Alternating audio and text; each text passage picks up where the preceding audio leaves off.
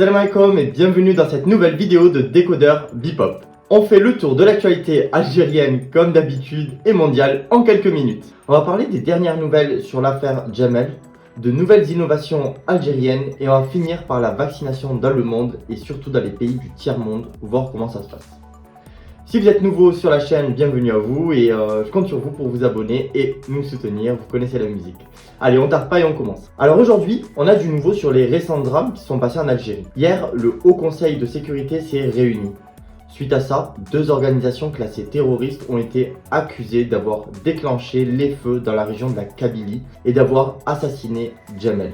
Les deux organisations sont le mouvement pour l'autodétermination de la Kabylie et le mouvement Rachad. En fait, d'après les aveux des suspects dans l'affaire du meurtre de Djamel, ceux qui ont été arrêtés, certaines personnes qui étaient présentes lors du lynchage de Djamel seraient directement des partisans du MAC. Et parmi ceux qui ont avoué leur participation au crime, 3 d'entre eux ont reconnu leur affiliation au MAC. Le HCS a décidé d'intensifier les efforts des services de sécurité pour arrêter le reste des personnes impliquées dans ces crimes, mais aussi d'arrêter toutes les personnes membres de ces organisations. Le but donc étant que ces groupes soient complètement éradiqués. Le HCS accuse le MAC de recevoir, donc je cite, du soutien et aide de parties étrangères, notamment du Maroc et de l'entité sioniste. C'est ce qu'il a dit lors d'une déclaration. En conséquence, l'Algérie décide donc de reconsidérer ses relations avec le Maroc et d'intensifier la surveillance à la frontière. Pour l'instant, on n'a pas plus de nouvelles, en tout cas pas de nouvelles vérifiables. On sait qu'il y a beaucoup d'informations qui traînent sur les réseaux sociaux. On essaye encore une fois de vous donner seulement les infos qui sont officielles ou vérifiées. Mais bien sûr, dès qu'on en sait plus, on revient vers vous. On passe au deuxième sujet de cette vidéo. C'est un sujet qui peut faire un peu publicité en fait, qui est donc la publicité de Soumam directement. Mais Soumam est une entreprise qui s'est beaucoup engagée pendant justement tous ces incidents. Donc les incidents qui ont ravagé la Kabylie et une partie du nord de l'Algérie ont accusé d'énormes pertes humaines et d'importants dégâts matériels. En plus de ce très lourd bilan humain, des forêts, des vergers ont totalement été ravagés. Il y a des paysans qui ont vraiment tout perdu, leurs maisons, arbres, leurs animaux.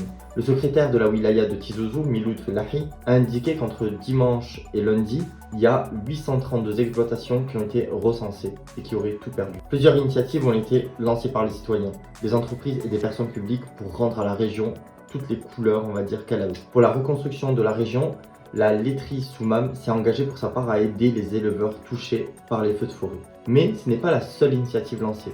L'artiste Salim Alik a lancé une initiative plutôt originale dont on voulait vous parler pour reboiser la région.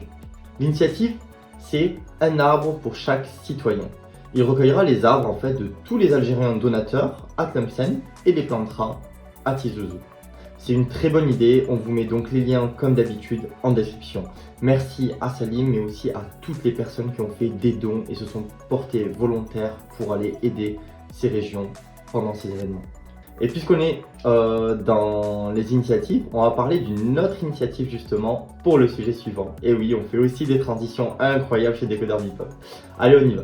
On voulait vous parler d'un super projet que deux étudiants de l'équipe spécialisée dans l'agriculture intelligente, Smart Agriculture d'Oran, ont lancé. Il s'agit de Nourdine Boufaya et de Edel Hadjiet, qui ont réalisé un projet d'irrigation intelligent innovant. En gros, c'est un système qui va prendre en compte le climat extérieur et l'état d'une plante. Il va comparer en fait comment cet état de la plante avec normalement son état qu'elle doit avoir en temps normal. Comment ils vont savoir l'état d'une plante? Du coup, ils vont se servir d'une base de données déjà enregistrée dans laquelle il y a des millions de plantes. C'est des bases de données qui existent en ligne. Et donc, une fois avoir comparé donc l'état de la plante avec l'état qu'elle devrait avoir, et une fois cette comparaison faite, à partir de là, le système d'irrigation prendra donc la décision d'irriguer ou non, et il le fera tout en déterminant la durée et l'heure idéale pour la plante. Le but de ce projet est donc d'améliorer le produit final, la plante, mais aussi d'augmenter son rendement, mais aussi et surtout de faire des économies d'eau. Une eau plus que rare en Algérie. Bouefia Nordine a indiqué « Le système d'irrigation intelligent peut être utilisé dans les différentes récoltes agricoles. Ce projet arrive peut-être au bon moment pour répondre aux difficultés que connaît l'Algérie. Entre la reconstruction des terres agricoles après les différents incendies et les difficultés d'approvisionnement en eau qu'on a dans le pays, c'est vraiment un projet qui a sa place. En tout cas, on vous met des liens vers le projet directement en description, donc n'hésitez surtout pas à aller voir. Et en parlant de projet, on va parler de notre projet, deuxième transition de la vidéo, ça part. Pour ceux qui ne savaient pas, donc COVAX, c'est une initiative copilotée par les Nations Unies qui a pour but d'assurer un accès équitable à la vaccination dans au moins 200 pays. Mais ce programme n'est pas aussi efficace que ça. En fait, pour faire court, il y a des éléments à prendre en compte dans la question de la vaccination. Il y a d'abord l'achat de doses en premier lieu, mais aussi la méthode de conservation, de logistique jusqu'aux cliniques, la formation du personnel et les campagnes de vaccination pour sensibiliser la population justement à se faire vacciner. Du coup, même si certains pays reçoivent des dons de vaccins, tous n'ont pas la capacité financière en fait pour aller jusqu'au bout du processus de vaccination. En juin, par exemple, 100 000 doses de vaccin Pfizer sont arrivées au Tchad. Mais 5 semaines plus tard, le ministère de la Santé tchadien indiquait que 94 000 doses n'avaient pas été administrées. Au Bénin, un autre exemple, 144 000 doses d'AstraZeneca avaient été livrées en mars, mais le rythme de vaccination est si lent que 110 000 doses sont arrivées à péremption. Ayowad Alakshia, je suis pas sûr de la prononciation, du coup, qui co-dirige en fait ce programme de distribution des vaccins dans l'Union africaine, a déclaré « COVAX n'est pas un échec, mais il en prend le chemin.